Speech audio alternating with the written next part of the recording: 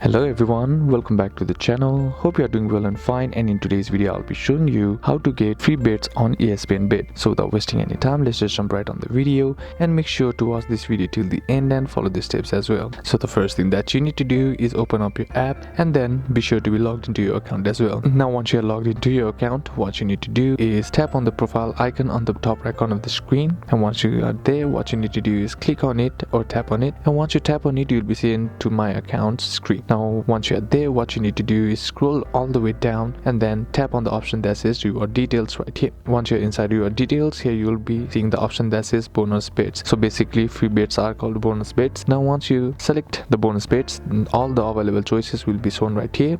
You can scroll down and then select one of the bets and then click on bet now, and then follow the on-screen instructions by adding the amount and then placing your bet.